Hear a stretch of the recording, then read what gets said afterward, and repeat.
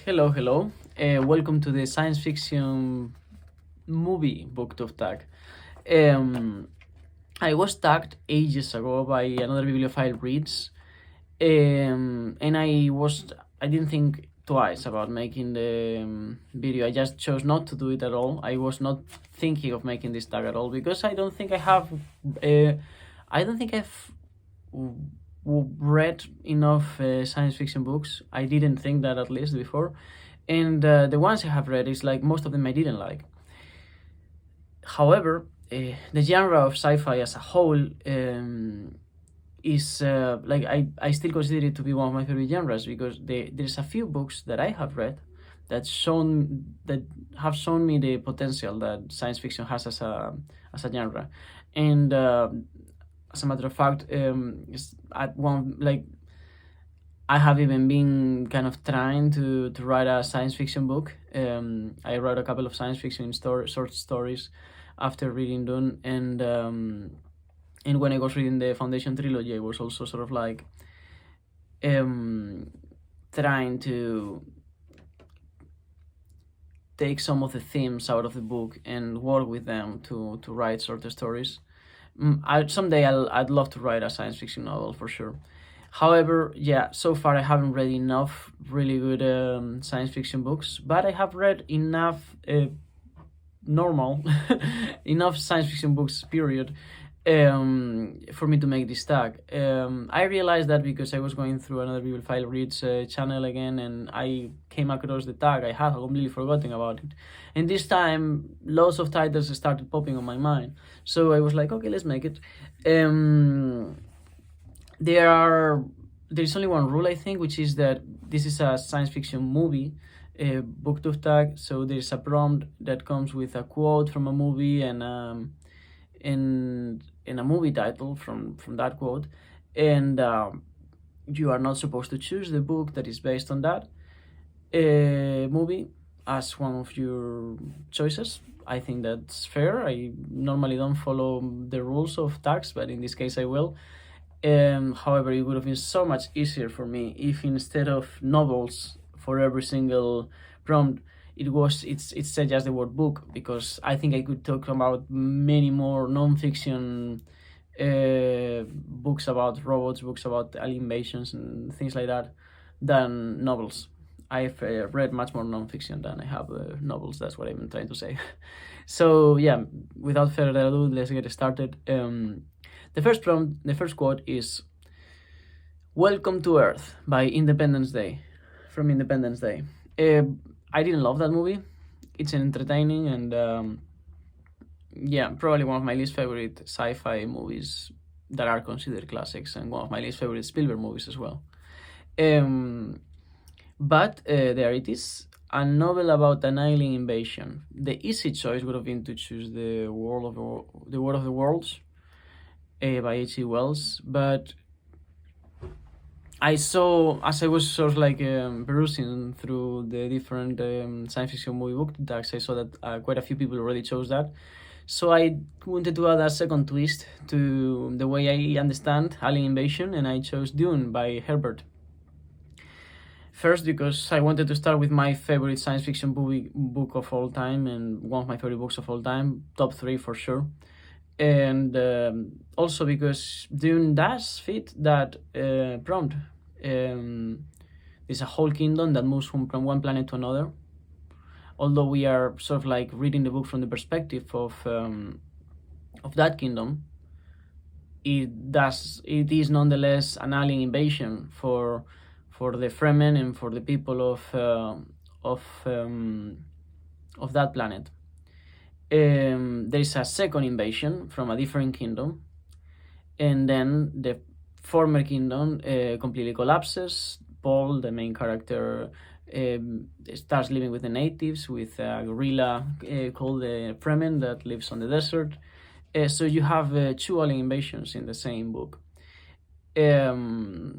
I think it's very interesting. It touches on topics like imperialism and colonialism. You know, if I were doing a non-fiction choice, I would probably choose a book that speaks about the alien invasion of America, because to Native Americans, the Spanish colonization, the colonization of Latin America as a whole, was an alien invasion. There was nothing, no precedent. It was both ways of living, and both peoples were alien to each other, but invasion came from the European side to the American side. So that is a way that you can look at this prompt. 2. Life Finds a Way. Jurassic Park, a really good movie. I haven't watched it that many times because it's one of these movies that is just entertaining. Like, it doesn't have enough to chew on, but it's a really good movie. It's very well done. I loved it. A novel where science runs amok. Invisible Man by H.G. Wells. I used to be obsessed with this book as a kid, but I read it not long ago and I didn't like it at all. It seemed very flat, very sort of like, it didn't feel like the writer thought twice about the book. I liked much more an adaptation that I watched, a movie adaptation that I watched, which I don't remember the name of, but it's basically a bunch of literary characters put all together. One of them is Captain Nemo, which I'm sure you'll know from 12,000 Leagues Under the Sea, I think it's the English name of the book. And The Invisible Man is there, and that movie was much better, although has nothing to do with the actual book of The Invisible Man because it's not about his story.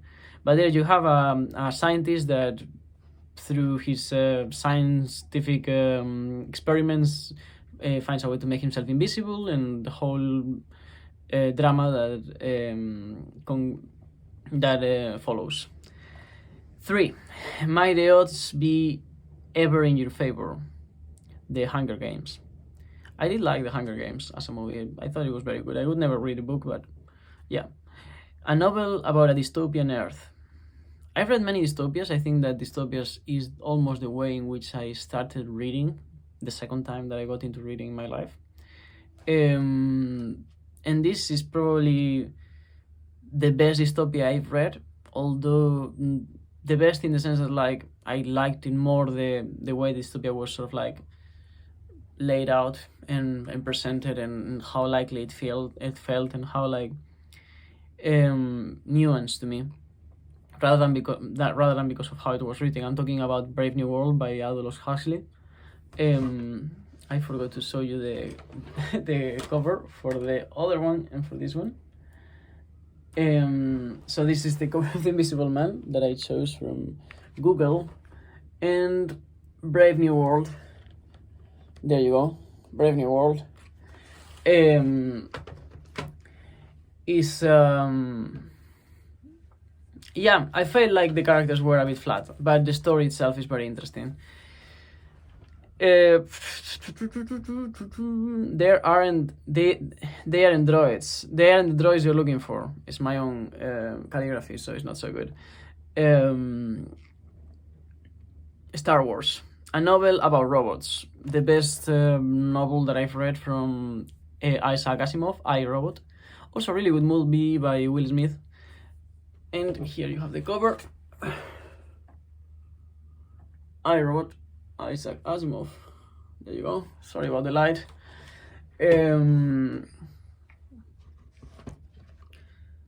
Yeah. What else? 5. Klaatu, barada, nikto, whatever that means. The Day the Earth Stood Still. I haven't watched this movie. A novel which is very rare that I haven't watched a movie.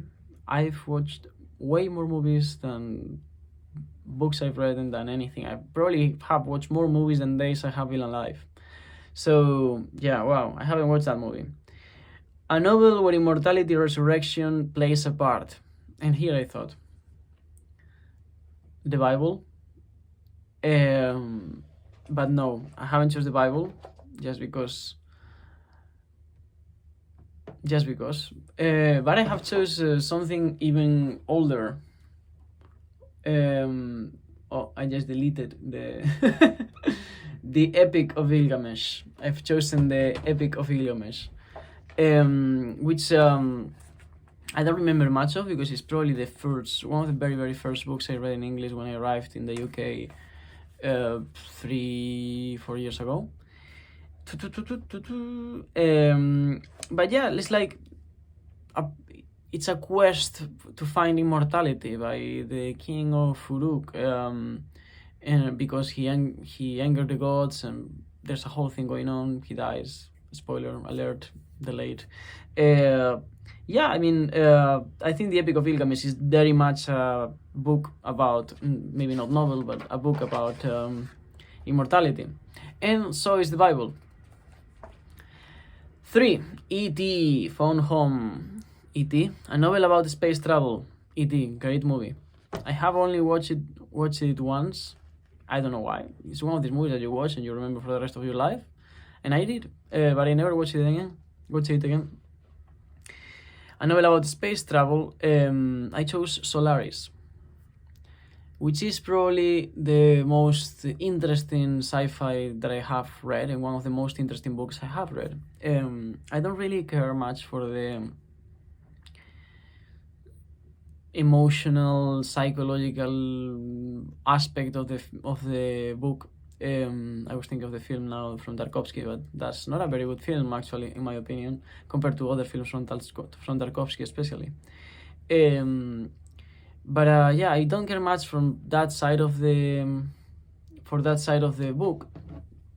I care much more about this, about Solaris, about the ocean, the self-conscious ocean that's trying to understand humanity, life, death. I don't really know what, but it's Solaris from Stanislaw is probably one of my favorite books, and that's very interesting to know because a big part of its story, a big part of its overall narrative, I didn't even like.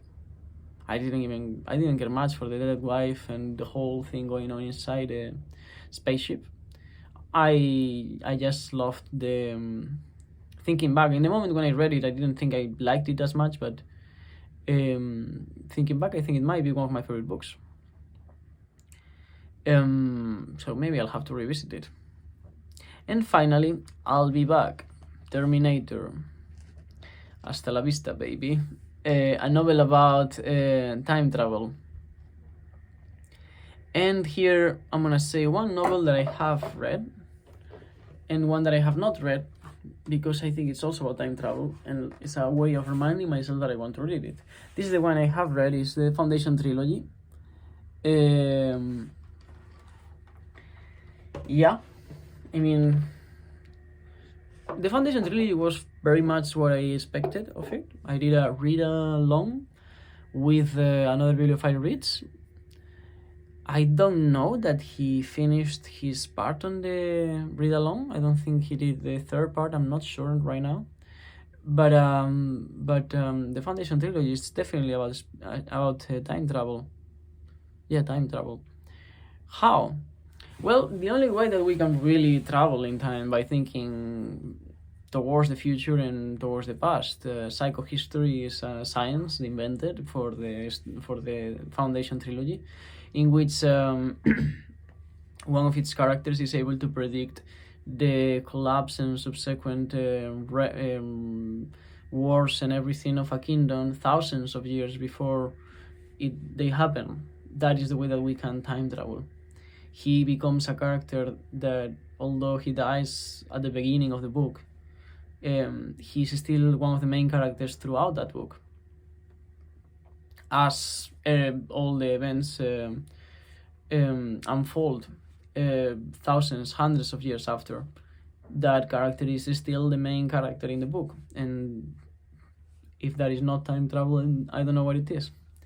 And then a book that I think has something to do with time travel, I don't know because I haven't read it, but as I was trying to find books I have read about time travel, because I only remember this one, The Time Machine by Wells, I googled books about time travel, and the first one that came up was Hyperion by Dan Simmons. And Hyperion is a book that I've been meaning to read for a while. So this is just a reminder, I'm placing here a reminder for me to read Hyperion as my probably next science fiction book. However, one reason why I haven't read it yet is because Sean D. Stenfast told me that when he read that, he knew that he was never going to read a science fiction book as good as that one ever again. And knowing that makes me want to delay the bitter, sweet feeling of finishing the book. However, it's a book that I have to read for that same reason, so there it is. Now, number 8 is Tags on Friends. And today I was just going through different BookTube channels, and I found Michael Romeo Talks Books, a new channel that I just, not new, but new to me, that I didn't know about. So I'm tagging him. I'm tagging Randy Ray. I'm tagging Katie from Books and Things. I'm tagging Big Hard Books and Classics, Alan. And I am also going to do an honorary tag to Sean D. Stenfast, since he's the one who talked to me about Hyperion. I know he's not able to do tags right now, but if he were to remember about this tag when he gets back into his new house and manages to find all his science fiction books and put them in the right place, then he's tagged for this. And if he wants to just maybe on a tablet from the top of his head think of books for this, feel free to do the tag as well. And also I'm tagging Michael K. Vaughan.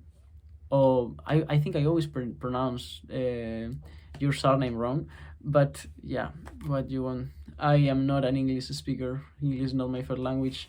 But yeah, Michael was already tagged by Jim's Books Reading, but I don't think he did the tag, so I'm tagging him again to put pressure on him. And that's all. Have a good day. Bye.